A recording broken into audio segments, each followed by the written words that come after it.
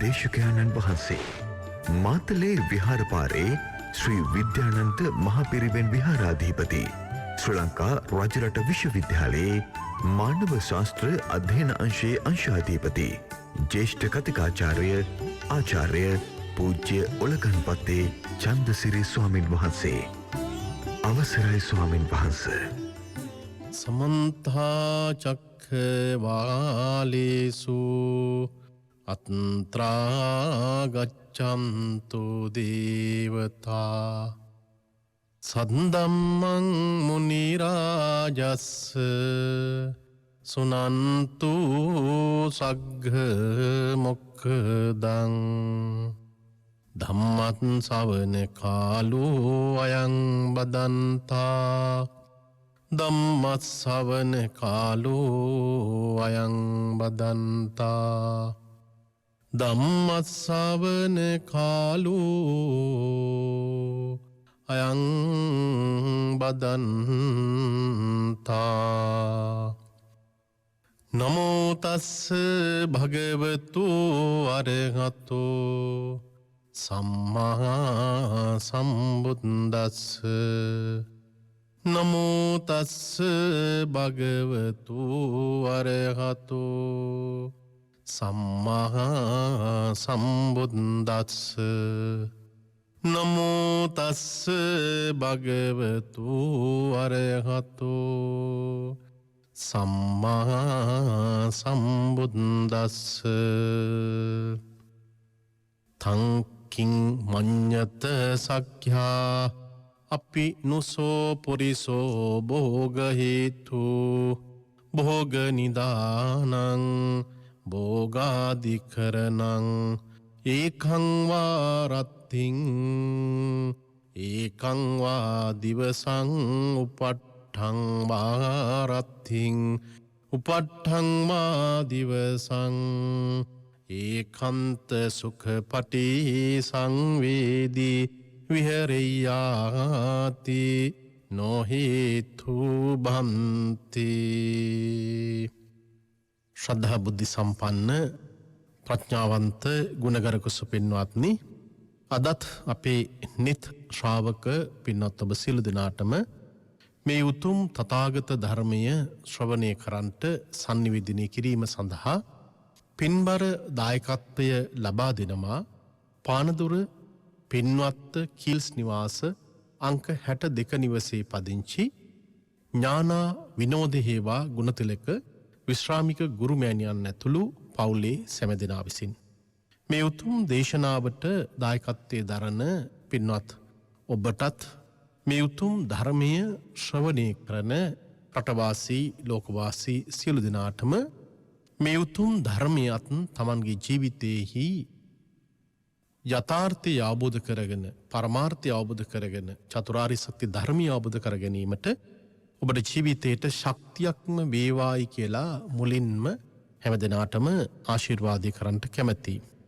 පින්වත්නි, අද අපේ මේ දේශනාව සඳහා මූලික වශයෙන් අප යොදාගත් ගාථා පාඨය භාග්‍යතුන් වහන්සේ දේශනා කොට වදාළ අංගුත්තර නිකායේ ෂෂ්ඨ භාගයේ දසක නිපාතේ සඳහන් වන සූත්‍ර දේශනාවක් වන සක්්‍ය කියන සූත්‍ර දේශනාව. සක්්‍ය කියන සූත්‍ර දේශනාව තමයි අද අපේ ප්‍රධානතම මාතෘකාව බවට අපි පත් කරගෙන තිබෙන්නේ. මේ දේශනාව විශේෂයෙන්ම විශ්වාස කරනවා තමන්ගේ ජීවිතය පිළිබඳව සහ ඒ වගේම අන් අයගේ ජීවිතය පිළිබඳවත් ආධ්‍යාත්මික වශයෙන් වඩාත් සුපෝසිත තත්ත්වයකට පත් කරගන්නට ජීවිතයට මඟ කියන අවස්ථාවක් ලෙස සඳහන් කරන්න පුළුවන්. මේ උතුම් දේශනාව ආරම්භ කිරීමට මත්තෙන් මට පැහැදිලි කරගන්නට උවමනාවක් තිබුණා.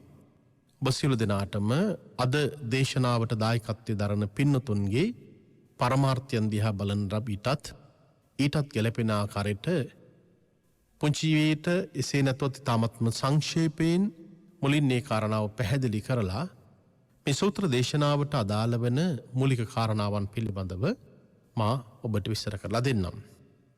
පින්වත්නි, මේ ජීවිතයේ තුල අපේ ජීවිතය තුළ කිසිදු ආකාරයක බලාපොරොත්තු නොවන ආකාරයකට යම් යම් සිදුවීම් සිද්ධීන් අපේ ජීවිතය තුළ ඇතිවීමට බොහෝ සෙයින් ඉඩකඩක් තිබෙනවා. ඔබට ලෝකයේ තුළ ඇතිවෙන නොසිතූ විරූ විදියට තමන්ගේ ජීවිතය තුළ ඇතිවෙන සමහර සිද්ධිදාමයන් බලන විට ඔබට ඒවට මොනදීමට තරං අපේ ජීවිතය තුළ ආත්ම ශක්තියක් ගොඩනැගිලා තිබෙනවාද. කෙනෙකුට මේ ආත්ම ශක්තිය ඇත්තේ නැහැ. ජීවිතේ මහා ඛේදවාචකයන්ට පත්වන බොහෝ දෙනෙක් ගිහිවෙන්න පුළුවන්, පැවිදි වෙන්න පුළුවන්. එසේ නැතොත් ස්ත්‍රී පුරුෂ සල්ලි තියෙන සල්ලි නැති මේ කොයි කාටත් අපිට පේන විදියට දකින්න පුළුවන් ආකාරයට ජීවිතයේ බලාපොරොත්තු නොවන ආකාරයකට ඇතිවෙන මහා විපත්තිකර අවස්ථාවලදී අපේ ජීවිතය හඬාගෙන වැටෙන අවස්ථා, දුක්ඛ දෝමනස්සයට පත්වෙන අවස්ථා, පරිලාහයට පත්වන අවස්ථා, ඥාති නම්ගොත් කියමින් හඬා වෙලපෙන අවස්ථා ජීවිතය තුළ තිබෙනවා. මේ ධර්මය ශ්‍රවණය කරන ඔබට ඔබේ ජීවිතයේ කවදා හරි දවසක එවැනි විපත්තිකර අවස්ථාවක් ජීවිතයට උදා වෙලා තියෙනවාද? ජීවිතේ කවදා හරි දවසක එවැනි සිද්ධියකට ඔබ මුහුණ පාලා තියෙනවාද? පින්වත්නි, එවැනි අවස්ථාවකදී ඔබ කොච්චරනම් දුකට වේදනාවට කනගාටුවට පත් වුණාද? භාග්‍යතුන් වහන්සේ ඔබට ඊතා වටිනා දේශනාවක් සඳහන් කොට වදාලා පංචමානි භික්ඛවේ බියසනානි කතමානි පංච ඥාති බියසනං භෝග බියසනං රෝග බියසනං දිට්ඨි බියසනං සීල බියසනං ආදී වශයෙන් ජීවිතයේ යථාර්ථයේ යයි. ජීවිතේ බලාපොරොත්තු නොවන ආකාරයකට අපේ ඥාතීන් හිතවත් පිරිස අප හා අපේ ජීවිතයේ තුළ බොහොම සමීපව හිටපු අය අප නොසිතූ විරු විදියට අපව දාලා යන්නට පුළුවන්. සදා කල්ම දාලා යන්නට පුළුවන්කමක් තියෙනවා. ජීවිතේ කිසිම බලාපොරොත්තුවක් අපේ ජීවිතය තුළ ඇත්තේ නැහැ. කිසිම අම්මා කෙනෙක් තාත්තා කෙනෙක් තමන් ජීවත් වෙලා ඉන්න කාලයේදී තමන්ගේ දරුවන් මරණයට පත්වේ යයි කියලා කිසිවෙක් බලාපොරොත්තු වෙන්නේ නැහැ. ඒ අවබෝධය අපේ ජීවිතය තුළ අපි ගොඩනගා ගන්නේ කොහොමද? යම් විදියකින් කිසිදු ආකාරයකට කිසිදු විපත්තියක් අපේ ජීවිතය තුළ සිදුවෙන එකට අපි කැමැත්තක් ඇත්තේ නැහැ. මා මුලින් සඳහන් කළ ආකාරයකට අම්මා කෙනෙක් තාත්තා කෙනෙක් තමන්ගේ ජීවිතය තුළ අම්මා තාත්තා ජීවත් වෙලා ඉන්න කාලයේදීම තමන්ගේ දරුවා හෝ එසේ නැතහොත් තමන්ගේ ඥාතියා හිතවත් කෙනා මරණයට පත් වෙන එක කිසිසේත් බලාපොරොත්තු වන කාරණාවක් නෙමෙයි. ඒ අපේක්ෂා නොකරන කාරණාවක්. පින්වත්නි, මේ කාරණාව ගැන සඳහන් කරනකොට සමහර අම්මලා තාත්තලාට පුංචි දරුවෝ අම්මගේ කුසේ පිළිසිඳ ගන්න අවස්ථාවේදීම දරුවන් අහිමි වෙන අවස්ථා තියෙනවා. ඔබ දන්නවා අපේ ස්වාමින් වහන්සේලාගේ බොහෝ මතක ධර්ම දේශනාවලදී ඔබට පැහැදිලි කරලා දෙනවා නේද? දහරාච මහන්තාච යේ බාලායේච පණ්ඩිතා කියලා පාලි වාක්‍යයෙන් පැහැදිලි කරලා දෙනවා නේද? කුඩා ළමයි, වැඩි වියට පත්විච්ච අය, බාලාය, පණ්ඩිතයන් සියලු දෙනා මරණයට පත් වෙනවා කියලා.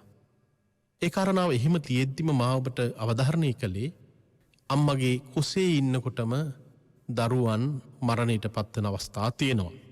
අම්මගේ කුසේ ඉන්න අවස්ථාවේදී අප දන්නවා පිළිසිඳගෙන කලලයක් හටගෙන සතියක් දෙකක් මාසයක් යන විට ඒ කලලය විනාශ තත්ත්වයකට පත් වෙනවා යයි කියලා කියන එක අප නොයෙක්වර අසා තිබෙන කාරණාවක්. ඔබ දන්නවා අම්මා කෙනෙකුගේ කුසේහි කලලයක් හටගන්න අවස්ථාව. අපේ දේශනාවෙහි සඳහන් කරන්නේ පටමං කලලං හොති කලලා හොති අබුදා ජායති පේසි. මේ ආදි වශයෙන් සංයුත්ත නිකායේ ප්‍රථම භාගයේ ඉන්දක සූත්‍රයේදී පැහැදිලි කරනවා අම්මා කෙනෙකුගේ කුසට කලලයක් හටගන්න අවස්ථාව. ඒ ඊ타මත්ම සියුම්, ඒ වගේම එහි අටුවාවත් අපට විස්තර කිරීමක් කරනවා. ඊ타මත්ම සියුම් ආකාරයකට අපේ ඇසට නොපෙනෙන තරම් පුංචිම කලලයක් අම්මා කෙනෙකුගේ කුසේ හටගන්න අවස්ථාවකදී එවැනි අවස්ථාවකදීත් සමහර වෙලාවට දරුවන් නැතිවෙන අවස්ථා තියෙනවා. අප දන්නා කියන තරුණ යුවලක් ඒ තරුණ යුවල වසර කීපයක් වෙනවා ඔවුන් විවාහ ජීවිතයට ඇතුළත් වෙලා. අවුරුදු 6ක් 7ක් විතර පමණ කාල පරිච්ඡේදයක් තුළ දරු සම්පත්තියක් බලාපොරොත්තුවෙන් මේ දෙදෙනා තමන්ගේ ජීවිතය ගත කළා. බොහොම ධාර්මිකව ජීවිතය ගත කළා. ඔවුන්ට එක්තරා අවස්ථාවකදී තමන්ගේ වාසනාව තමන් ජීවිතයට පෑදුනායයි කියලා කියන හැඟීමේ යුක්තවම දරු සම්පත්තියක් කලලයක් හට ගැනීම සිදු වෙනවා. සති 2-3ක පමණ කාලයක් මේ කලලය අම්මගේ කුසෙහි වැඩෙන අවස්ථාවක් තිබුණා. ඒ වැඩෙන අවස්ථාවේදී මේ දෙදෙනාට මහ පුදුමාකාර විදිහේ සතුටක් තමන්ගේ ජීවිතය තුළ ඇති වුණා.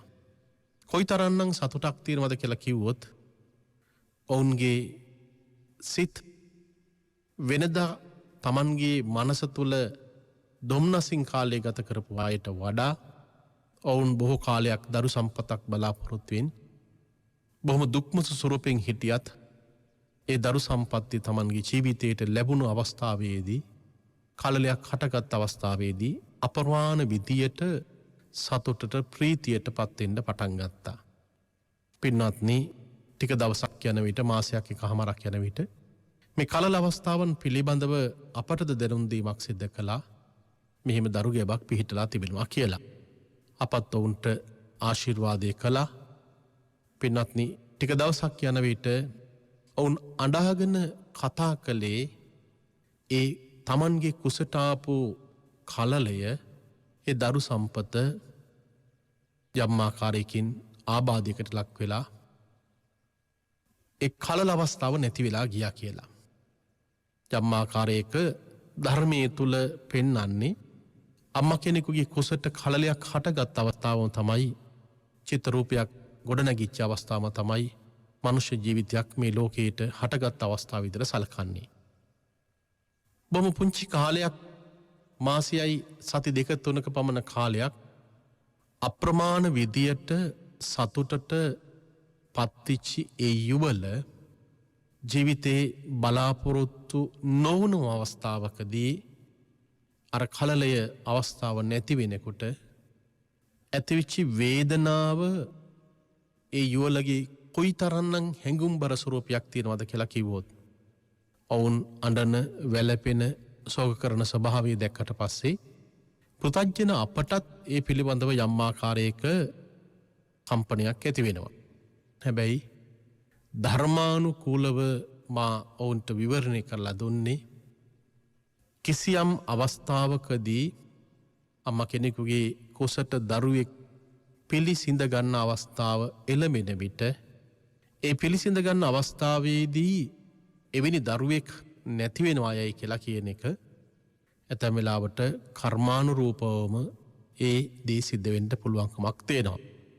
ඒ ගෙනාපු ජීවයා Tamanගේ කර්ම ශක්තිය එපමණයි ජීවත් වෙන්න මේ ලෝකයේ තුල අම්මගේ කුසෙහි වාසනාව තිබුණි. ඒ නිසා මාසයක් එකහමාරක් 2ක් පමණ කාලයක් මනුෂ්‍ය සත්‍යයක් විදියට අම්මගේ කුසෙහි ඒ කලලේ හටගෙන ජීවත් වෙන්න වාසනාව තිබුණා. නමුත් දසමාසයක් කැවෑමෙන් මෙලව දුටු දරුවෙක් විදියට ලෝකයේ දකින්ට දරුසොරතල් බලන්න තරම් ඒ යුවල තරාකාරයකට වාසනාවන්ත ස්වභාවයක් තිබුණේ නැහැ. අපි කෙනෙකුගේ ජීවිතය පිළිබඳව වාසනාවන්තකමත් අවාසනාවන්තකමත් ගැන කතා කරනවා. අපි ජීවිතය තුළ වාසනාවන්තකම අවාසනාවන්තකම කියන එක යම් විදියකින් යම් අවස්ථාවකදී අපට ඉරක් ගහලා පින්වත්නි පෙන්වන්නට හැකියාවක් ඇත්තේ නැහැ. එසේ වුවත් අපි සමහර කාරණාවන් පිළිබඳව අපට හිතනකොට විද්‍යාත්මක හේතුවක් අපට හොයාගන්න පුළුවන්කමක් ලැබෙන්නේ නැහැ.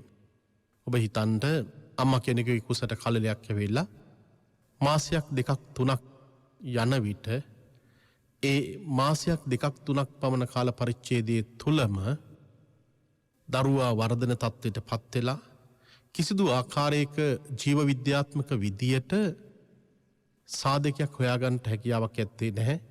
මාස 3-4ක් වැඩිච්ච දරුවෙක් හදිස්සියේ අම්මගේ කුසෙහිම අභාවයට පත් වෙනවා. බැලු බැල්මටම පේනවා කිසිදු ආකාරයක දරු ගැබ තුළ වැරද්දක් ඇත්තේ නැහැ කියලා. අප දන්නවා සමහර තරුණ යුවලොල ජීවිතවලත් දරු ගැබක් බලාපොරොත්තුවෙන් බොහෝ කාලයක් ගත කරනවා. නමුත් බැලු බැල්මටම පේනවා උන්ට ශාරීරික වශයෙන් ජීව විද්‍යාත්මක වශයෙන් කිසිදු ආකාරයක දුබලතාවක් ඇත්තේ නැහැ. එහෙත් ඔහුන්ට දරු සම්පත්තියක් ඇත්තේ නැහැ. අපට සඳහන් කරන්නට අවශ්‍ය කරන කාරණාව වෙන්නේ වෛද්‍ය විද්‍යාත්මක විදියටත් කිසිදු ආකාරයක සාධකයක් හේතුවක් අපට පේන්නේ නැත්තම් අපට නොපෙනෙන දෙයක් තිබෙනවා. ඒ නොපෙනෙන දේ තමයි කර්මයේ විදියට අපට එක පැත්තකින් විග්‍රහ කරගන්නට පුළුවන්කමක් තිබෙන්නේ. වෛද්‍ය විද්‍යාත්මක විදියටත් ජීව විද්‍යාත්මක විදියටත් එතනදී පැහැදිලි වශයෙන් කිසිදු වෙනසක් අපිට පේන්නේ නැත්තම් කෙනෙක් කියන්න පුළුවන් අපට හිතා ගන්නවත් බැහැ කියලා. හිතා ගන්නවත් බැයි නම් එතන තිබෙන්නේ పూర్ව සංසාරයේ තුල තිබෙන කර්ම ශක්තිය. ඒ పూర్ව සංසාරයේ තුල තිබිච්ච කර්ම ශක්තිය කෙනෙකුගේ ජීවිතයට වඩාත් ප්‍රබල ආකාරයෙන් බලපාන්නට හැකියාවක් තියෙනවා. පින්වත්නි, මා මේ සූත්‍ර දේශනාවටත් පාදක කරගත්තොත් අපි හිතුවොත් තරුණ යුවලක් තමන්ගේ ජීවිතයේ තුල දරු සම්පත්තියක් නැතුව බොහෝ කාලයක් තමන්ගේ ජීවිතේ ගත වෙලා ඔවුන් බොහෝසෙයින් අධෛර්යමත් තත්ත්වයට පත් වෙනවා. තමන්ගේ ජීවිතය පිළිබඳව යම් යම් අපහසුතාවයන් ගොඩනගෙනවා. සමාජයට මුහුණ දීමේදීත් ඇතම් තරුණ යුවලවල් වලට සමහර ප්‍රශ්න ගැටලු වලට මුහුණ පාන්න සිදු වෙනවා. සමහර නැන්දම්මලාගෙන් විවිධ කරදර පීඩාවන් සමහරලාට ලේලිවරුන්ට ඇතිවෙන අවස්ථා තියෙනවා. මේ බණපදය අහන අම්ම කෙනෙක් ඉන්නවා නම් කවරම අවස්ථාවකවත් දරු සම්පතක් නැති තරුණියෙකුට ලේලියකට ඔබේ දියණියකට කිසිදු ආකාරයක දෝෂාරෝපණයක් කරන්න එපා. සංසාරය තුල ඔබටත් එවැනිම ආකාරයේ විපාකයකට තමන්ගේ ජීවිතය තුළ මුහුණ පාන්න බොහෝ සෙයින් ඉඩකඩක් තිබෙනවා. හැබැයි මේ සක්්‍ය සූත්‍ර දේශනාවත් අරගෙන බලනකොට භාග්‍යතුන් වහන්සේ අවධාරණය කරපු කාරණාවක් තිබෙනවා. ඒ අවධාරණය කරපු කාරණාව තමයි පින්වත්නි, ජීවිතේට සිල්වත්කම කියන එක ගොඩනගා ගත්තට පස්සේ ධර්මානුකූලව විග්‍රහ කරලා බලන විට මෙතනදී පැහැදිලි කරන්නේ පෙහෙවස් සමාදන් වීම පිළිබඳව. කෙනෙකුට තමන්ගේ ජීවිතයේහි පෙහෙවස් සමාදන් වීම, තමන් ආරක්ෂා කරගන්න සීලය ඊ타ත්ම ඉහළ තලයකින් ආරක්ෂා කරගන්නට පුළුවන්කමක් තිබෙනවා නම්, හැකියාවක් තිබෙනවා නම්, ඒ හැකියාව තුළ මිනිසෙකුට තමන්ගේ ජීවිතේ බලාපොරොත්තු වන ලෞකික ප්‍රාර්ථනාව බලාපොරොත්තු බොහෝ සෙයින් ඉටු කරගන්නට හැකියාවක් තිබෙනවා. ඒ නිසා මට මෙතනදී අවධාරණය කරන්න අවශ්‍ය වෙන්නේ දරු සම්පත්තියක් නැතිව සිටින අපේ රටේ ලෝකේ දහසක් තරුණියන්ට මා ඔබට ආරාධනා කර සිටින්නේ හැකිතාක් දුරට තමන්ගේ ජීවිතේ ධර්මානුකූලවම ජීවිතේ ගත කළාට පස්සේ ධර්මයටම නැඹුරු වෙමින් තමන් මානසික වශයෙන් පීඩාවට පත් නොවි, මානසික වශයෙන් දැඩි ලෙස පීඩාවට පත් නොවි, ඒ තමන්ගේ ජීවිතයට අසුභවාදී විදියට නොසිතා සුභවාදී ආකල්පයක් තුළ ගොඩනගාගෙන මානසික ශක්තිය ඇති කරගෙන පෙහෙවස් සමාදන් වෙමින් ධර්මයටම නැඹුරු වෙලා මෛත්‍රී භාවනාව වඩමින්ම කෙනෙකුට තමන්ගේ ජීවිතයේ තුළ කටයුතු කරන්න හැකියාවක් තිබෙනවා නම් මා විශ්වාස කරන ඔබ බලාපොරොත්තු වන ලෞකික ප්‍රාර්ථනාව බලාපොරොත්තුව තමන්ගේ ජීවිතේ ගොඩනගා ගන්නට හැකියාවක් තිබෙනවා. අප දන්නා කියන බොහෝ දෙනෙක් තමන්ගේ ජීවිතයේ තුළ විවාහ ජීවිතයට ඇතුළත් වෙලා අවුරුදු 12-15 ගිහිලා අවුරුදු ගණනාවකට පස්සේ අවුරුදු 10ක් 12කට පස්සෙත් දරු සම්පත්තියක් ලැබිච්ච අවස්ථාවන් තිබෙනවා. ඔවුන්ගේ බොහෝ දෙනෙකුගේ ජීවිතේ හොයාගෙන බලනකොට බොහෝ දෙනෙක් ධර්මානුකූලවම ධර්මයට නැඹුරුවමින් තමන්ගේ හදවතෙහි කරුණාව මෛත්‍රිය දයාව ඇති කර ගනිමින් අනිකුත් ගර්භණී කාන්තාවන් පිළිබඳව ඉරිෂා පරවසව කටයුතු නොකර එයයි කරෙහි අප්‍රමාණ විදියට කරුණාව මෛත්‍රී දක්වමින් පුංචි දරුවන්ට අප්‍රමාණ විදියට කරුණාව මෛත්‍රී දක්වමින් තමන්ගේ සිත තුළ ඇති කරගන්න ඒ සිතුවිල්ල නිසාම කෙනෙකුගේ රුධිර ධාතුව පවා වෙනස් වෙන්න ඉඩකඩක් තිබෙනවා. ඒ නිසා අපට පේනවා ඒ අත්ංගේ ජීවිතය විමර්ශනය කරලා බලන විට ගත වෙච්ච කාල පරිච්ඡේදය වෛද්‍යවරුන්ගෙන් ලබාගත් උපදෙස් ඊටත් එහාට ගියපු ඒ අය කරපු සමහර බොහොම ධාර්මික කටයුතු නිසාම තමන්ගේ ජීවිතය තුළ ඇතිවෙච්ච මහා ශක්තියින් පිළිබඳව පින්වත්නි මෙතනදී අවබෝධ කරගන්න හැකියාවක් තිබෙනවා. මා ඔබට මේ අතුරු කාරණාවක් විදිහට සඳහන් කළේ. මට වමනාවක් තිබුණේ අද දේශනාවට දායකත්වයෙන් දරන පින්නතුන්ගේ අරමුණු වලටත් මේ ගලපා ගන්නමින්ම ඔබට මේ දේශනාව සිදු කරන්නට. ඒ නිසා පුංචි දරුවෙක් මාස 3ක් 4ක් ගිහිල්ලා මරණයටපත් වෙනකොට ඒක කාගේවත් වැරද්දක් නෙමෙයි. මේ ලෝකයේ තුල උත්පත්තිය ලැබලා අවුරුද්දක් 2ක් 3ක් මේ වගේ වයස් කාණ්ඩවලදී දරුවන් මරණයටපත් වෙන අවස්ථා තියෙනවා. අප දැක පහුගිය දවසක මිට දින කීපයකට උඩදී කැකිරාව ප්‍රදේශයේහි පුංචි දැරිවියක් සර්පෙක් දෂ්ට කිරීම නිසා මරණයටපත් වෙච්ච අවස්ථා. මේ ලෝකයේ තුල මේ තරම් විද්‍යාත්මක විදියට බොහෝ සෙයින් දියුණු අවස්ථාවන් තිබෙනවා. රෝහල් තිබෙනවා. එහෙත් ඇතැම් වෙලාවට අපට නිසියාකාර විදියට බෙහෙතක් හේතක් ලබා ගන්නට අපට ඉඩකඩක් ලැබෙන්නේ නැහැ. අවහිරතාවන් ගොඩනගෙන්න පුළුවන්. සමහර වෙලාවට ඕන තරම් මහපාරේ වාහන යනවා. එහෙත් හදිසි කරදරයක් විපත්ති අවස්ථාවකදී වාහනයක්වත් අපිට හොයාගන්න ඉඩකඩක් ලැබෙන්නේ නැහැ. ඒ රෝගියා මරණයටපත් වෙන්න ඉඩකඩක් තිබෙනවා. සමහරලාට ගෙදර තියෙන බයිසිකලේ පවා අනිකුත් රථයක් පවා එය පණ නොගෙනෙන මට්ටමටම ඇති වෙන්න ඉඩකඩක් තිබෙනවා. අපිට මෙතනදී පේනවා කර්ම ශක්තිය පැමිණෙන විට කර්මයට ඕනෑම සත්‍යෙක් Tamanගේ ජීවිතය තුළ මොන දිය යුතු වෙනවා. ඒ නිසා පින්වත්නි දරුවෝ අම්මලා තාත්තලා මේ ලෝකයේ තුල ජීවත් වෙලා ඉන්න කාලයේදීම දරුවෝ ඒ විදියට අහිමි වෙනකොට මේ අහිමි වීම අපි කිසිසේත්ම බලාපොරොත්තු වෙන කාරණාවක් නෙමෙයි. ඔබ දන්නවා පටාචාරාව පිළිබඳව සඳහන් කරන විට පටාචාරාවගේ තමන්ගේ ජීවිතයේ තුළ ඒකේදනීය තත්ත්වය. පටාචාරාවට තමන්ගේ ජීවිතයේහි මාර්ගඵලලාභී තත්ත්වයකට පත් වෙන්න ඇයට ඉඩකඩක් ලබා දුන්නේ කියලා දුන්නේ තමන්ගේ දරුවන් දෙදෙනා අහිමි වීම. තමන්ගේ සම්පුරුෂයා අහිමි වීම. තමන්ගේ අම්මා තාත්තා අහිමි වීම. තමන්ගේ සහෝදරයා අහිමි වීම. තමන්ගේ අම්මා තාත්තගේ මහගෙදර ගිනිබත් වෙලා අලු වෙලා යෑමම ඇගේ ජීවිතයට කියලා දුන්න පාඩමක් බවට පත් වෙනවා. මිනිස්සු තමන්ගේ ජීවිතය තුළ බොහෝ වෙලාවට ඇතිවෙන අහිමි වීමෙන්ම එසේ නැතොත් අපිට නැති වෙලා යන දේවල්ම අපේ ජීවිතේ පාඩම් කියලා දෙනවා. ඇතැම් වෙලාවට කෙනෙක් තර්ක කරන්න පුළුවන් පටාචාරාවට දරුවෝ දෙන්නා අකාලේ මිය ගියේ නැත්තම් ඇය මාර්ගඵලලාභී තැනැත්තියක් බවට පත් වෙන්නේ නැහැ. දරුවෝ දෙදෙනා හිටියානම් සාම්පුරුෂයා හිටියානම් දෙමව්පියෝ හිටියානම් Tamanගේ වස්තුව මහගෙදර තිබුණා නම් ඇතැම් වෙලාවට සාමාන්‍ය කාන්තාවක් විදියට ඇගේ ජීවිතය ගත වෙන්න ඉඩකඩක් තිබුණත් මේ සියලු දේවල් අහිමි වීමම ඇයට ජීවිතේ පාඩමක් කියලා දෙනවා.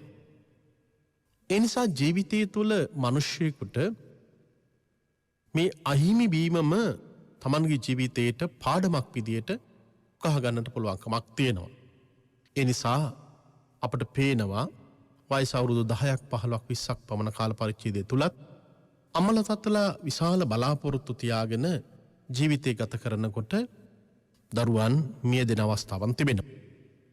මේ දවස් 2-3 තුල ලංකාවේ මාධ්‍යවලත් සමාජ මාධ්‍යවලත් කෑගල්ලු ප්‍රදේශයේහි තරුණ දරුවන් දෙදෙනෙක් ඔවුන් පසුගිය උසස් පෙළ විභාගයේදී කෑගල්ල දිස්ත්‍රික්කෙන් ජීව විද්‍යාංශයෙන් නියුම් සොහොයුරන් විදියට දිස්ත්‍රික්කයේ කුසලතාව මගේ මතක හැටියට 4-5 කියන ස්ථාන ලබාගත් දරුවන්. වෛද්‍ය විද්‍යාලයට යෑමට සුදුසුකම් බොහෝ සෙයින් තිබිච්ච දරුවන්. ධර්මයටත් ලැබි විච්ච දරුවන්. ඒ දරුවන් අතරින් එක දරුවෙක් පසුගිය දවසක හදිසියේහි රෝගාබාධ තත්ත්වයක් ඇති වෙලා මරණයට පත් වෙනවා. පින්වත්නි, ඒක අපේ හදවත් පවා ඔබේ හදවත් පවා කම්පාවට පත්වෙන්න ඉඩකඩක් තිබිච්ච කාරණාවක්. මේ ලෝකීට ඒ දරුවෝ බිහි කරපු ඒ අම්මලා තාත්තලාට කොයිතරම්නම් වේදනාවක් දැනෙන්න ඇතිද? ඒ වේදනාව දරුවෝ බිහි කරපු අම්මා තාත්තට තමයි ඒ වේදනාව දැඩිව තමන්ගේ ජීවිතයට දැනෙන්නේ. මරණ ගෙදරකට ගියාට පස්සේ ඒ මරණ ගෙදරකදී බොහෝ දෙනෙක් අඬනවා, වැළපෙනවා, ශෝක කරනවා. තමන්ගේ අම්මා තාත්තගේ වියෝව නිසා දරුවන් අඬන වැළපෙන අවස්ථා තියෙනවා. දරුවන් වියෝවීම නිසා අඬන වැළපෙන ශෝක කරන අම්මලා තාත්තලා ඕන තරම් සිටිනවා. මළගෙදරට ගියපු ඔබට ඔවුන් අඬන ස්වභාවයේ මත හෝ එසේ නැතොත් මරණයට පත්වෙච්ච කෙනා පිළිබඳව යම්තාක් දුරට ඔබේ සිත තුළ ඇතිවෙන්නා වූ ශෝකී ස්වභාවයේ නිසා යම් වේදනාවක් දුකක් ඇති වුණත් ඒ අහිමිවීමේ දුක ඔබට වඩා දැනෙන්නේ ඒ පවුලේ ඉන්න පිරිසට, ඒ දරුවෝ බිහි කරපු අම්මලා තාත්තලාට. දරුවන් දෙමව්පියන් අහිමිච්ච දරුවන්ට තමයි තමන්ගේ දෙමව්පියන් සහ දරුවන්ගේ අහිමිවීම වඩාත් දැඩි ලෙස දැනෙන්නේ. ඒ නිසා වයස අවුරුදු 15 20 30 40 50 සමහරලාට අම්මලාට වයස අවුරුදු 80ක් 85ක් වෙනවා. ඒත් තමන්ගේ පුතණුවන්ගේ දියණියගේ වයස අවුරුදු 30ක් 40ක් 50ක් වෙනවා. අම්මලා තාත්තලා ඒ තරම් වයසට ගිහිල්ලා ඉන්න කාලයේදීත් සමහරලාට හැරමිටිය ගහගෙන ඇවිල්ලා තමන්ගේ දුවගේ පුතාගේ මෘතදේහ දිහා බලාගෙන අඬන වැළපෙන අහිංසක අම්මාවරු තාත්තාවරු අද ඕන තරම් අපට දකින්නට පුළුවන්කමක් තියෙනවා. ඒ නිසා පින්වත්නි, ඔබට තේරෙනවා නේද මේ ලෝකයේ තුල මහ පුදුමාකාර දෙයක්. ජීවිතේ අපි හැම කෙනෙක්ම දැඩි ලෙස බලාපොරොත්තු තබාගෙන දැඩි ලෙස තමන්ගේ ජීවිතය විවිධ බොහෝ කාරණාවන් වලට සහ සම්බන්ධ වෙමින් අපි ජීවිතයේ බොහෝ සෙයින් යම් යම් බැඳීම් සහගත ස්වરૂපයකට පත් වෙලා ජීවිතේ ගත වෙන විට ජීවිතේ බලාපොරොත්තු නොවන ආකාරයකට අපේ බලාපොරොත්තු සුන් වෙන අවස්ථා අපේ ජීවිතය තුළ තියෙනවා. ඔබට මතක නම් අපේ සූත්‍ර දේශනාවන් වල සඳහන් වන ඇතැම් කාරණාවලදී පැහැදිලි වෙනවා එකම පුතෙක් හිටපු තාත්තට තමන්ගේ පුතා අහිමි වීම පිළිබඳව මජ්ක්‍ධිම නිකායේ සූත්‍ර දේශනාවක සඳහන් වෙනවා. ඒ තාත්තා තමන්ගේ පුතා හදන්නේ වඩන්නේ විශාල බලාපොරොත්තුවක් තියාගෙන. ඒ විශාල බලාපොරොත්තුව තමයි තමන්ගේ පුතා වැඩිවියට පත් වෙලා අවධරි දවසක තමන්ටත් සලකා ගනිමින් තමන්ගේ ව්‍යාපාර කටයුතු ආදිය ඊ타මත්ම ඉහළින් කරගෙන යයි කියලා කියන මේ දැඩි බලාපොරොත්තු සහගත ස්වභාවය මේ අහිංසක තාත්තගේ සිත තුළ තිබිච්ච කාරණාවක්. පින්වත්නි, දැඩි ලෙස බලාපොරොත්තු තියාගෙන බොහෝ සෙයින් තමන්ගේ දරුවා පිළිබඳව අපේක්ෂාවන් නැතුව හිටපු තාත්තට මේ දරුවාගේ හදිසි වියෝව රෝගාබාධ තත්ත්වයක් ඇති වෙලා ඇතිවිච්චි මේ වියෝව මේ තාත්තට දරන්නට පුළුවන්කමක් තිබුණේ නැහැ. දේශනාවේ පැහැදිලි කරනවා එවැනි වියෝවක් ඇති වුණාට පස්සේ මේ තාත්තගේ කායික දුබලතාව අතිශය ප්‍රබල ආකාරයට දකින්න පුළුවන්කමක් තිබුණා. මානසික වශයෙන් දැඩි පීඩාවකට පත් වෙලා තියෙනවා. කායික වශයෙන් ඇතිවෙච්චි දැඩි පීඩන සහගත ස්වરૂපය ශාරීරික වශයෙන් ඇතිවෙන දුබලතාව මනුෂ්‍යගේ ජීවිතයට මනසට දැතිවෙන දුක නිසාම තාමත්ම ප්‍රබල ලෙස අපිට දකින්න හැකියාවක් තියෙනවා. අපි හිතමුකෝ කවුරු හරි කෙනෙක් හැමදාමත් දුකින් කාලය ගත වෙනවා. අහිමි වීම කියලා කියන දුක තමන්ගේ ජීවිතයට ඇති කර ගන්නවා. දුක සත්‍ය ගැන විස්තර කරන අවස්ථාවේදී අපිට පේනවා ජාතිපි දුක්ඛා, ජරාපි දුක්ඛා, ව්‍යාධිපි දුක්ඛා, අප්පියේ සම්පයෝග දුක්ඛෝ, පියේ විප්පයෝග දුක්ඛෝ. මේ ආදි වශයෙන් දුක විස්තර කරන අවස්ථාවේදී දුක් කියලා කියන්නේ, දුක්ඛ කියලා කියන්නේ එතනදී පැහැදිලි කරන්නේ පිළිකුල් සහගතයි. කවුරුත් ප්‍රිය නැහැ. සියලු දෙනාම ප්‍රියයි. තමන්ට දුක දැනුණට පස්සේ, වේදනාව දැනුණට පස්සේ ඒ දුක පිළිබඳවම හිත කල්පනා කරගෙන බොහෝ කාලයක් ගත කරන විට ඒක කෙනෙකුට මානසික වශයෙන් දැඩි පීඩාකාරී ස්වරූපයක් තියෙනවා. ඒ පීඩාකාරී ස්වරූපය කොයි වගේද කියලා කිව්වොත් මනසට දැනෙන දැඩි පීඩන සහගත ස්වරූපය, පීඩාකාරී ස්වරූපය, අසුභවාදී විදියට හිතන ස්වරූපය, ශාරීරික වශයෙන් විවිධ දුර්වලතාවන් ඇති වෙන්න ඉඩකඩක් තිබෙනවා. මනසට දැනෙන දැඩිම පීඩාකාරී ස්වරූපය මත අපේ ආහාර රුචිය ජීවිතය තුළ අපිට ඇති නොවෙන්න ඉඩකඩක් තියෙනවා. මම ඔබෙන් අහන ඔබට ඔබේ ජීවිතය තුළ කවදාරි දවසක යම් අවස්ථාවකදී මහ දුකකට, වේදනාවකට ජීවිතය තුළ පත්වෙච්ච අවස්ථාවක් ගැන හිතන්න. ඔබ දවස් ගණනාවක් තිස්සේ නොකා නොබී හිටපු අවස්ථා තියෙනවා. කෑමවල කිසිදු රුචියක් ඔබට දැනුන්නේ නැහැ නේද? කෑමක තියෙන ගඳ සුවඳ ඔබට දැනුන්නේ නැහැ නේද? ලෝකේ හැමදාමත් සුන්දර දේවල් දිහා බල මේ සීල දේවල් සුන්දරයි කියලා කියන හැඟීම අපේ ජීවිතය තුළ අපි ඇති කරගත් අවස්ථා තියෙනවා. එහෙත් දුකක්, වේදනාවක්, කනගාටුවක් අපේ ජීවිතයට දැනුණාට පස්සේ, ඇති වුණාට පස්සේ, Tamanගේ මනසට තදින්ම දැනුණාට පස්සේ ලෝකයේ තුල තියෙන සුන්දරත්වය අපිට පේන්නේ නැහැ. ලෝකයේ තුල තිබෙනා වූ අපූර්වත්වය දකින්න හැකියාවක් නැහැ. කෑමක තිබෙන සුවඳවත් ඔබට දැනෙන්නේ නැහැ. පරිසරයේ සුවඳ නැහැ. ඔබ ජීවත් වෙන වටපිටා පරිසරය සම්පූර්ණයෙන් ඔබට පාළු පිටණියක් බවට පත් වෙලා. ඔබ මොනතරම් සුඛෝපභෝගී විදිහට ජීවිතය ගත කළත් ඒ සුඛෝපභෝගී විදිහට ජීවිතය ගත කරන ඔබේ නිවස ඔබට පේන්නේ පාළු පිටණියක් වගේ. ඒ තරම් Tamanගේ ජීවිතේට ඒ අහිමි වීම කියලා කියන එක, එසේ නැතොත් Tamanගේ ජීවිතයට ඇති වෙන දුක Tamanට පීඩාකාරී විදිහට බලපානවා.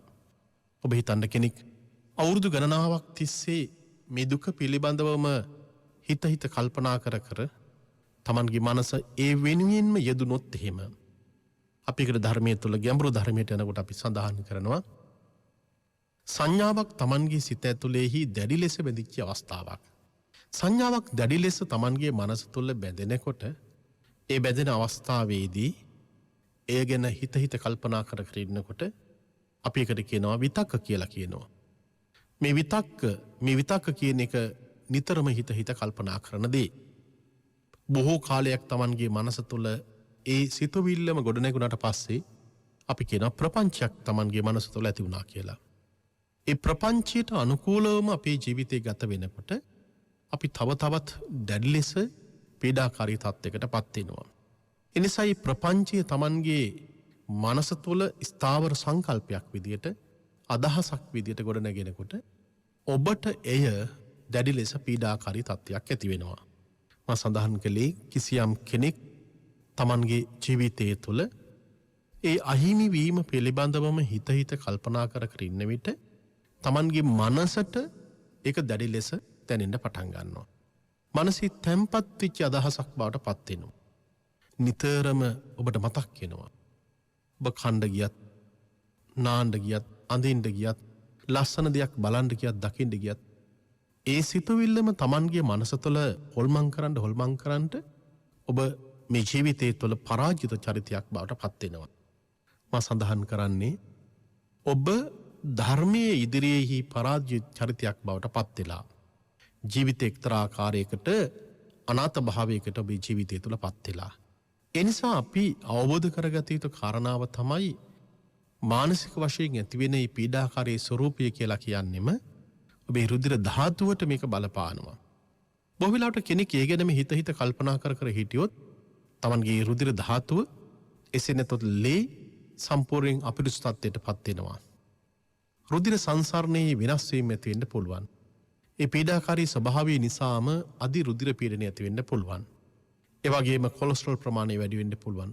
සීනි ප්‍රමාණය තමන්ගේ ශරීරයේහි මధుමේහය වැඩි වෙන්න ඉඩකඩක් තිබෙනවා. හෘද ආබාධ ඇති වෙන්න පුළුවන්. අංශභාගී රෝගී තත්ත්වයන් පවා ඇති වෙන්න පුළුවන්. මෙවැනි දෙයක් පිළිබඳව තමන්ගේ මනස තුළ දැඩි පීඩාකාරී ස්වරූපයකින් කටයුතු කළොත්.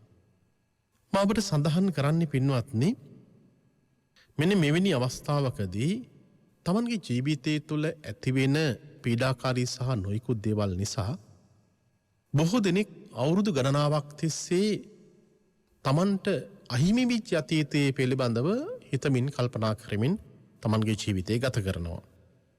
අර බමුණටත් තමන්ගේ දරුවගේ අහිමිවීම මානසික වශයෙන් දැඩි ලෙස පීඩාකාරී තත්ත්වයක් ඇති වුණා.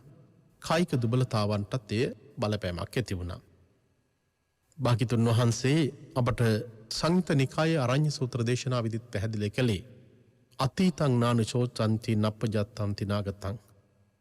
අතීතයේ පිළිබඳව අහිමි වෙච්ච දේවල් පිළිබඳව කෙනෙකුට අමතක කරන්නට ඉඩකඩක් තිබෙනවා නම් ඒ අමතක කරන්නට තමන්ට පුළුවන්කමක් තිබෙන්නේ තමන්ගේ මනස තමන් ඒ නිමිත්තින් ඒ සිතුවිල්ලෙන් අයින් කරගන්න ඕනේ.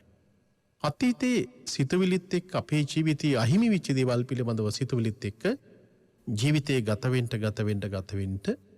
ඒ ගත වෙන හැම අවස්ථාවක් තුළදීම තමන්ට එක දැඩි පීඩාකාරී තත්ත්වයක් තිබෙනවා නම් ඒ සිතුවිල්ල අපි අයින් කරගන්න අවශ්‍යයි. අතීතයේ අහිමි වෙච්ච දේවල් නැවත අපිට කවදාවත් අපිට ළඟා කරගන්න බැයි නම් ඇයි අපි ඒව ගැන හිතමින් කල්පනා කරමින් සිටින්නේ? අතීතයේ ඔබට අවුරුදු 3කට උඩදී ඔබේ දරුවා නැති වුණා නම්, අවුරුදු 10ක් 15ක් 20කට උඩදී ඔබේ අම්මා තාත්තා කවුරු හරි කෙනෙක් හිතවන්ත කෙනෙක් නැති වුණා නම්, ඒ අහිමි වෙච්ච දේ අතීතයට ගිහිලා අවසන්. නැවත වතාවක් ඔබට ඒ රූපකාය දකින්න බලන්න පුළුවන්කමක් ලැබෙන්නේ නැහැ. අවශ්‍යත් නැහැ.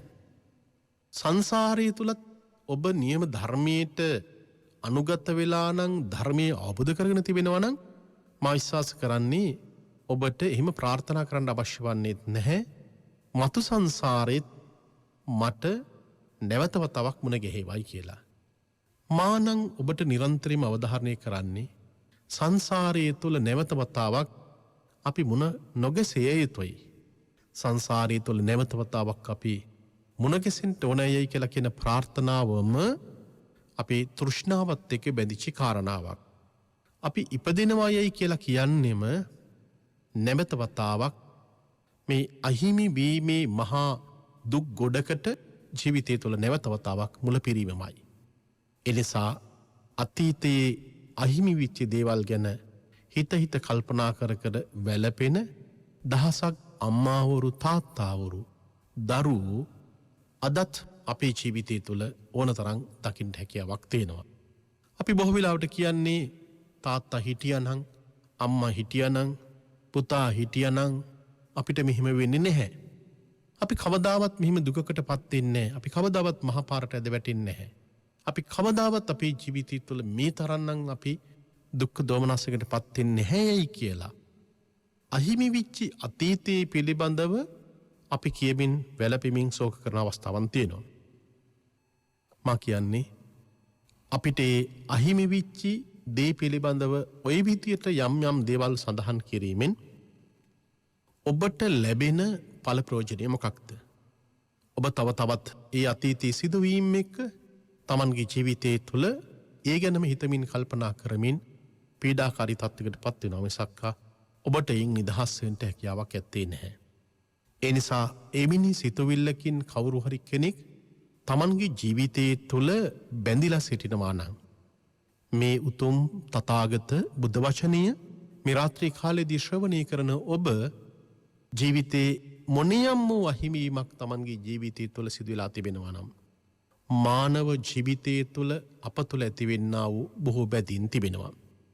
ඒ මානවීය බැඳීම් යම් අවස්ථාවකදී ඔබට අහිමි වෙච්ච අවස්ථාවක් ජීවිතය තුළ තිබෙනවා නම් මා ඔබට සඳහන් කරන්නේ ඔබ ධර්මයට ලං විය යුතු වෙනවා. සතර සතිපට්ඨානය තුල තිබෙන්නා වූ භාවනාවට Tamanගේ හිත යොමු කරගන්න අවශ්‍යයි. අතීතයේ සිතුවිලි ඔබට වද දෙනවා නම්, අහිමි වෙච්ච දේවල් ඔබට වද දෙනවා නම්, එවැනි දේවල් Tamanගේ මනසට පේනවා නම්, ඔබ ඒ ගැනම හිත කල්පනා කරමින් සිටිනවා නම්, ජීවිතයේ අවුල් සහගත තත්ත්වයක් ඇති වෙලා තිබෙනවා නම්, ජීවිතේ කලකිරීමකට ඔබේ ජීවිතය තුළ පත් වෙලා තිබෙනවා නම්, මේ විදියට සිතුවිල්ලක් ඇති කරගන්න ඔබට මා යෝජනා කරන්නේ, සඳහන් කරන්නේ, භාවනා යෝගී ස්වාමින් වහන්සේ නමක් ළඟට ගිහිල්ලා නිසියාකාර විදියට ඒ උපදෙස් ලබා ගනිමින් මාබට සඳහන් කළොත්, මේ වෙලාවේ සඳහන් කළොත් අපට පුළුවන්කමක් තිබෙනවා නම් සතර සතිපට්ඨානයෙහි තිබෙන්නා වූ කායानुපස්සන භාවනාවේහි ආනාපාන පබ්බේ එසේ නැතොත් ආනාපාන සතිය වඩන්නට, ඒ මනස තුළ තිබිච්ච සිතුවිල්ල ඉවත් කරගන්නට නම් අපි ආස්වාස ප්‍රස්වාස පිළිබඳව මනා සිහි කල්පනාවකින් යුක්තව Tamanගේ නාසිකාග්‍රයට Tamanගේ මනස යොමු කර ගනිමින් ඒ හුස්ම ස්පර්ශය වෙන දෙස බලමින් අපට කාලය ගත කරන්නට පුළුවන්කමක් තිබෙනවා නම්, අර සිතට වද දෙන නීවරණ ධර්ම වලින් Tamanගේ මනස නිදහස් කරගන්නට හැකියාවක් තියෙනවා.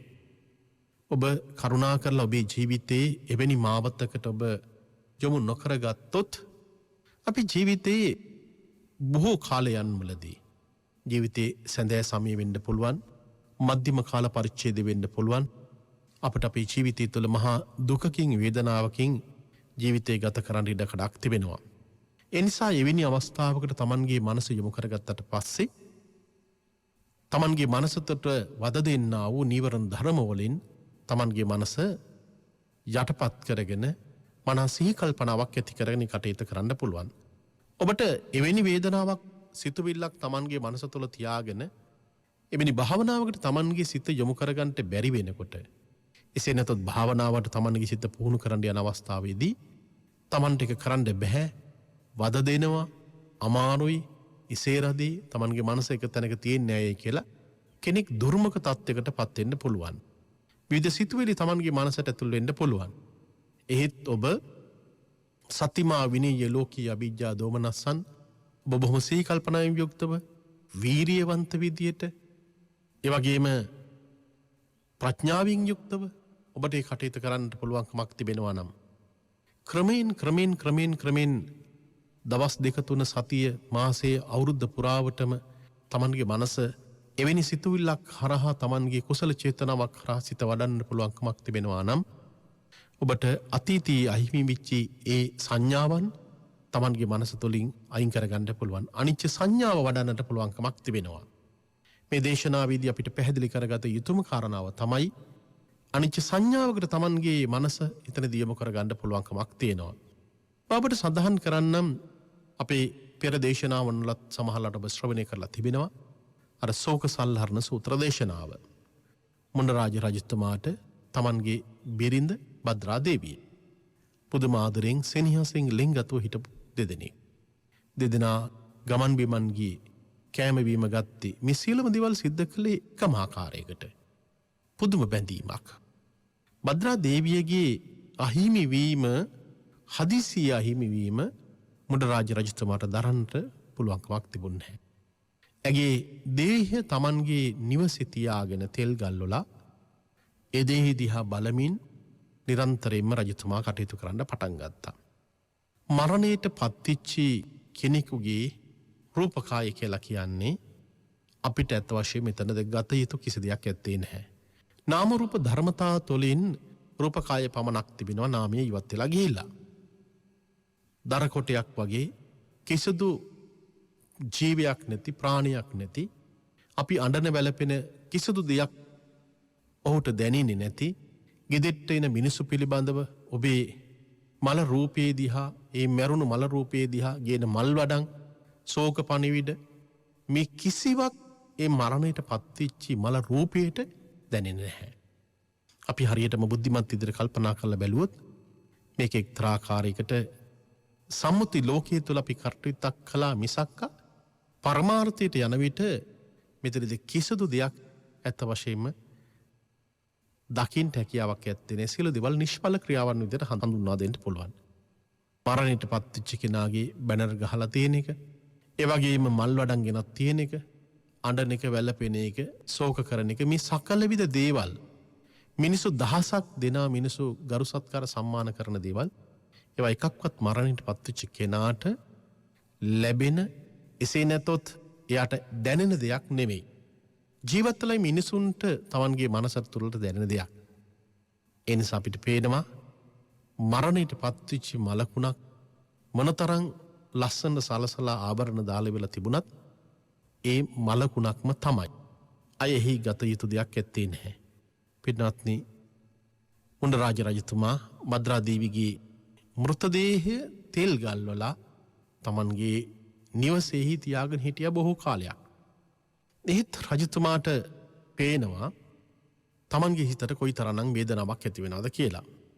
ඒ රූපය උදිත් දවල්ෙත් හවසත් බලන විට මුණරාජ රජතුමාට දැනෙන්නේ දැඩි වේදනාකාරී ස්වරූපයක්. නාරද කියන ස්වාමින් වහන්සේ නමක් ළඟට ගිහිල්ලා තමයි රජතුමාගේ හිත හදාගන්නේ. ඔබ මේ ධර්මය ශ්‍රවණය කරන පින්වත් ඔබ සියලු දෙනාම අවබෝධ කරගත යුතු කාරණාව වන්නේ අපේ ජීවිතය තුළ ඇතිවෙන දැඩි ලෙස ඇතිවෙන බැඳීම නිසා තමයි අපට මේ වේදනාව කියලා කියන එක ගොඩාක් දැනෙන්නේ. ඔබට ඔහොම සරල විදියට මේ කාරණාව පැහැදිලි කරනවා නම් ඉතාමත්ම සරල විදියට කියන්න පුළුවන්කමක් තිබෙන්නේ වචනය තමයි උපාදානය කියලා කියන්නේ. උපාදානය කියලා කියන්නේ ආදානය කියලා කියන්නේ අල්ලා ගැනීම. උපාදානය අපි දැඩි ලෙස අල්ලා ගැනීමක් සිදු කරනවා. අපිට අතහරින්නම හිතෙන්නේ නැහැ. ඔය ඉස්සර කාලේ මිනිස්සු වඳුරු අල්ලන්න ඕනේ මිනිස්සු කුරුම්බ ගෙඩියක් අරගෙන කුරුම්බ ගෙඩිය කපලා වඳුරගේ අත විතරක් දාන්න පුළුවන් විදියට කුරුම්බ ගෙඩි තියෙනවා තැන් තැන් වල. මේ කුරුම්බ ගෙඩිය ඇතුලේ තියෙන ලොඳ වලට කෑදර වෙච්ච වඳුරා Tamanගේ අත දාලා ඇතුලේ තියෙන ලොඳ ටික කොම් හුර ගන්නවා. අතේ පුරව ගන්නවා. නමුත් ඔහු අත පුරවගෙන ඔහුට එළියට ගන්න පුළුවන්කමක් ලැබෙන්නේ නැහැ. හැබැයි ඔහු මේක අතාරින්නෙත් නැහැ. එනිසා ඉක්මනින්ම වඳුරු අල්ලන මිනිස්සුන්ගේ ගොදුරට වඳුරාපත් වෙනවා. ජීවිතේ සමහර දේවල් අපි අල්ලගත්තට පස්සේ ඒ අල්ලගත්ත දේවල් අපි අත්තරින්න අපේ ජීවිතය තුළ සූදානමක් ඇත්තේ නැහැ. හැබැයි ඔබ අවබෝධ කරගන්න අවශ්‍ය වෙනවා මේක අත්හැරෙනවා යයි කියලා කියන එක දැනගන්න අවශ්‍යයි. අත්තරින්න ඕනේ කියලා හිතුවට ඔබ දැනගත යුතු කාරණාව තමයි යම් වෙලාවකදී මෙය අත්හැරෙනවා යයි කියලා කියන එක. මේක තමයි නියත ධර්මයක් විදිහට අවබෝධ කරගත යුතු වන්නේ. ඒ නිසා පින්වත්නි, අර බැඳීම දැඩි වෙන්න එතන සතුටක් විදියට කෙනෙකුට පෙනුනත් බැඳීම වැඩි වෙන්න එතන සැබෑ ලෙසම දකින්ට හැකියාවක් තිබෙන්නේ මහ දුකක්මයි. ඔබ අවබෝධ කරගත්තේ නැහැ මේ බැඳීම ඇති වෙන්න තියෙන තැන යම් වෙලාවකදී යම් අවස්ථාවකදී වෙනස් වීමකට ලක් වෙනවා කියලා කියන ධර්මතාව. මේ ධර්ම දේශනාවේහි සමස්ත අර්ථයම අරගත්තට පස්සේ ඒ සමස්ත අර්ථයම අපිට ගොනු කරලා ඔබට ඉදිරිපත් කළොත් අප ජීවත් වෙන කාල පරිච්ඡේදය තුළදී දැනගත යුතුම කාරණාව වන්නේ මේ ලෝකයේ තුල අපි ගොඩනගා ගන්න දේවල්, ඇති කරගන්න බැඳීම්, සකස් කරගන්න වස්තු ආභරණ සහ සීල දේවල් අපේ ජීවිතේ ඕනම වෙලාවකදී ඕනම අවස්ථාවකදී නැති වෙන්න පුළුවන්, අහිමි වෙන්න පුළුවන්, මගහැරිලා යන්න පුළුවන්. ඒ නැති වෙන්න පුළුවන්, අහිමි වෙන්න පුළුවන්, මගහැරෙන්න පුළුවන් කියලා කියන මේ කියන කාරණාවන් ඔබට මනුස්ස ජීවිතයේ තුළ යම් වෙලාවකදී යම් අවස්ථාවකදී අවබෝධ කරගන්නට හැකියාවක් තිබුණොත් එය Tamanගේ ජීවිතයේ වඩාත් වාසනාවන්ත විදියට වඩාත් ශක්තිමත් විදියට Tamanගේ ජීවිතේ ගොඩනගන්න ඔබට හේතු වෙනවා. ඔබට මේ ධර්මතාව ගොඩනගා ගන්නට නම් ඔබේ ජීවිතය තුළ සම්පූර්ණ කරගත යුතු කාරණා කීපයක් තිබෙනවා. එකක් තමයි ඔබ ඉතාමත්ම හොඳින් නිවැරදි විදියට ධර්මයේ ශ්‍රවණය කරන්න ඕනේ. ඒ වගේම ත්‍රිපිටක දේශනාවන් අන්තර්ගත වන නිවැරදි පොත්පත් එසේ නැතු ත්‍රිපිටකයේ පරිශීලනය කරන්න අවශ්‍යයි. අටුවාවන් ටීකාවන් පරිශීලනය කරන්න අවශ්‍යයි.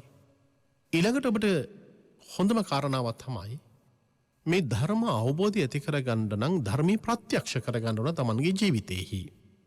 ධර්මී ප්‍රත්‍යක්ෂ කරගන්න නම් තමන්ගේ ජීවිතේහි මේ ධර්මය පුහුණුව ඇති කරගන්න අවශ්‍ය වෙනවා. මේ පුහුණුව තමයි තමන්ගේ ජීවිතයට ඉතාමත්ම වටිනාම අවස්ථාව බවට පත් වෙන්නේ. ඒ නිසා අපට ධර්මානුකූලව ජීවිතය පිළිබඳ හිතන්න නම් කල්පනා කරන්න නම් ලෝකයේ තුල තිබෙන්නා වූ යථාර්ථය අපිට දකින්නට අවශ්‍යතාවක් තිබෙනවා නම් ඒ සෑම වෙලාවක් තුළදීම තමන්ගේ මනස පුහුණු කරගන්න අවශ්‍ය වෙනවා. ඒ නිසා අඬන වැළපෙන ශෝක කරන අහිමිවිව තුල ජීවිතය ගත කරන බොහෝ දෙනෙකුට මේ ධර්මය කියලා කියන්නේම තමන්ගේ ජීවිතයට මහා ඖෂධයක් බවට පත් වෙනවා. මේ ඖෂධය තමන්ගේ ජීවිතයට ළඟා කරගන්න නම් ශ්‍රද්ධාවෙන්, සීලෙන්, සුතෙන්, ත්‍යාගයෙන්, ප්‍රඥාවෙන් තමන්ගේ ජීවිතේ සම්පූර්ණත්වයට පත් කරගන්න අවශ්‍ය වෙනවා. ඒ නිසාද රාත්‍රී කාලයේදී මේ සිදු කළ ධර්ම දේශනාව තමන්ගේ ජීවිතයට ධර්ම ඖෂධයක් බවටම පත් වේවායයි කියලා ඊටමත් මෙත්සිතින් යුක්තව මුළු මහත් ලෝකවාසී සියලු දෙනාටම ප්‍රාර්ථනා කරන්න කැමැතියි. අදත් මේ රාත්‍රී කාලයේදී මේ උතුම් දේශනාව සඳහා තමන්ගේ පින්වන්ත වූ දායකත්වය ලබා දුන්නා පානදුර පින්වත් කීල්ස් නිවාස අංක 62 නිවසේ පදිංචි ඥානා විනෝදේවා ගුණතිලක විශ්‍රාමික ගුරු මෑණියන් ඇතුළු පවුලේ සැම දෙනා විසින් මේ උතුම් දේශනාවට දායකත්වයේ දැරීම මගින් බලාපොරොත්තු වෙනවා. මේ වසර 3කට පෙර නොසිතූ ලෙස හදිසියේ මියදුණු සදාදරණීය පුතු නියෝජ්‍ය රේගු අධිකාරී ජගත් ගුණතිලක මහතාට සහ වසර 30කට පෙර මිය ගිය දයාබර ස්වාමිපුරුෂයා වන විදුහල්පති සිරිසේන ගුණතිලක මහත්මයාට නිවන් පතා පින් අනුමෝදන් කරන්නට බලාපොරොත්තු වෙනවා. ජූනි 15 වෙනි දිනට උපන්දිනයේ යෙදෙන දෙමින්ත කරුණාරත්න මුණුබුරාට හා ජූනි 16 වෙනි දින උපන්දිනයේ සමරන සෙනිදි කරුණාරත්න මිනිබිරිය ඇතුළු දූ දරුවන්ට බෑනලා ලීලිලා ඇතුළු සියලු සහෝදර සහෝදරියන්ට නිදුක් නිරෝගී සහ චිරජීවනයේ ප්‍රාර්ථනා කරනවා. මේ දුන දෙමව්පියන්ට සහ වර්ග පරම්පරාගත සියලු ඥාතීන්ට සහ ධර්මදේශකයන්න් වහන්සේලාටත් විශේෂයෙන් අපවත් වදාළ සියලුම පැවිදි උතුමන් වහන්සේලාටත් මේ වෙලාවේදී පින් අනුමෝදන් කරන්න බලාපොරොත්තු වෙනවා. දැනට අධ්‍යාපනය ලබන සියලුම දූ දරුවන්ට සිත පැතීමටත් ගරුදේශකයන්න් වහන්සේලා නිදුක් නිරෝගී සුවය ප්‍රාර්ථනා කරනවා. net fm නාලිකාවේ අධ්‍යක්ෂතුමා ඇතුළු කාර්ය මණ්ඩලයට ධර්ම ශ්‍රවණය කළ සියලු පින්වතුන්ට ආශිර්වාද කරමින් තමයි අද මේ උතුම් දේශනාවට දායකත්වයේ දරුවේ පානදුර පින්වත් කීල්ස් නිවාස අංක 62 නිවසේ පදිංචි ඥානා විනෝදේවා ගුණතිලක විශ්‍රාමික ගුරු මෑණියන් ඇතුළු පවුලේ සැම දෙනා විසින් මේ උතුම් දේශනාවට දායකත්වයේ දරපු පින්වත් ඔබටත් ධර්මයේ ශ්‍රවණය කරපු රටවාසී ලෝකවාසී ඔබ සියලු දෙනාට මුතුම් දලදා හඳුරුගේ පිහිට ආශිර්වාද ලැබේවා. විජයශ්‍රී ජයශ්‍රී මහඳුරන් වහන්සේගේ පිහිට ආශිර්වාදෙන් හැම දිනාටම කායික මානසික නිදුක් නිරෝගී සුවය ලැබේවා. ජයශ්‍රී මහඳුරන් වහන්සේගේ පිහිට ආශිර්වාදයත් ස්වර්ණමාලි මහා චෛත්‍ය රජනන් වහන්සේගේ අනන්ත ආශිර්වාදෙන් සියලු බෝධීන් වහන්සේලාගේ සියලු චෛත්‍ය රජනන් වහන්සේලාගේ අනන්ත අනුස් බලෙන් ආශිර්වාදෙන් යහපතක්ම සිද්ධ වේවා. තිබෙන රෝගාබාධතයන් දූරීබුදු තත්ත්වයට පත් වෙලා මේ උතුම් ගෞතම බුද්ධ ශාසනයේදීම චතුරාර්ය සත්‍ය ධර්මයේම අවබෝධ වේවා කියලා ප්‍රාර්ථනා කරනවා. මේ දේශනාවට දායකත්වයේ දරපු පින්නතුන්ගේ හිත නම් සඳහන් කරපු මිය ගිහින් සියලු දෙනාටම පින් අනුමෝදන් වේවා. ධර්මයේ ශ්‍රවණය කරපු රටවාසී ලෝකවාසී ඔබගේ පවුල්වල මිය ගිහින් සියලු දෙනාටම පින් අනුමෝදන් වේවා. රට ජාතියගේ ජීවිත කැප කරපු විරෝධන රණවිරුවන්ට පින් අනුමෝදන් වේවා. කොරෝනා වසංගත තත්ත්වය නිසා මිය ගිහින් සියලු දෙනාට පින් අනුමෝදන් වේවා. ඒ වගේම විශේෂයෙන් නාවිනි අරියදම්ම ස්වාමින් වහන්සේ පානදුරේ අරියදම්ම ස්වාමින් වහන්සේ ඒ වගේම මේ උතුම් බුද්ධ ශාසනය වෙනුවෙන් අපරිමිත සේවාවක් කළ අපවත් වූ සියලු ස්වාමින් වහන්සේලාට පින් අනුමෝදන් වේවා. මේ පින් බලයෙන් එහෙම දෙනමත් උතුම් නිවන්ම අවබෝධ වේවායි කියලා ප්‍රාර්ථනා කරනවා. ධර්ම ශ්‍රවණය කරපු පින්වත් ඔබ අප හැම දිනාටමත් නැවත වතාවක් උතුම් දලදා හඳුරුගේ පිහිට ආශිර්වාදයෙන් සියලු යහපතම සිද්ධ වේවා. විෂ්ණු කතරගම සමන් බිබීසනාදී සිල් මල්පේ සාක්‍ය මහේසාක්‍ය දෙවියන්ටත් මේ ගිය අවසියලු දිනාටමත් අපි හැම දිනාමත් පතන බෝධියකින් නිවනින් සැනසීමටපත් වේවා.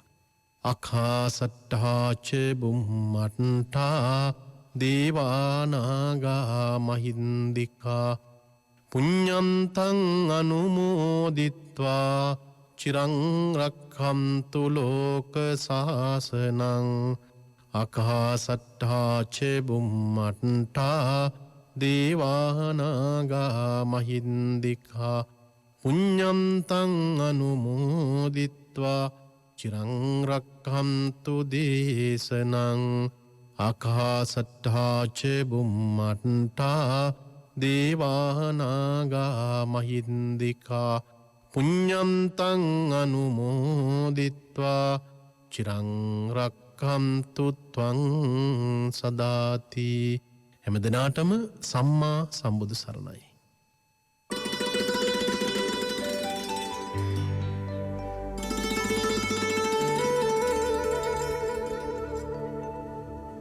දිනෙන් දින ව්‍යාකූල වන මිනිස් සිත් සතන් අමිල නිමල බුදුදහමේ ශක්තියෙන් සුවපත් කරනු පිණිස නිපාරමිතාව ධර්ම දක්ෂිනා අද ධර්ම දක්ෂිනා ධර්ම දේශනාව පැවැත්වූ මාතලේ විහාරපාරේ ශ්‍රී විද්‍යානන්ද මහපිරිවෙන් විහාරාධිපති ශ්‍රී ලංකා රජරට විශ්වවිද්‍යාලයේ මානව ශාස්ත්‍ර අධ්‍යයන අංශයේ අංශාධිපති ජ්‍යෙෂ්ඨ කතිකාචාර්ය ආචාර්ය පූජ්‍ය ඔලගන්වත්තේ චන්දසිරි ස්වාමින් වහන්සේට නිදුක් නිරෝගී චිරජීවනය ප්‍රාර්ථනා කරමු. ඔබ සැමට තෙරුවන් සරණයි.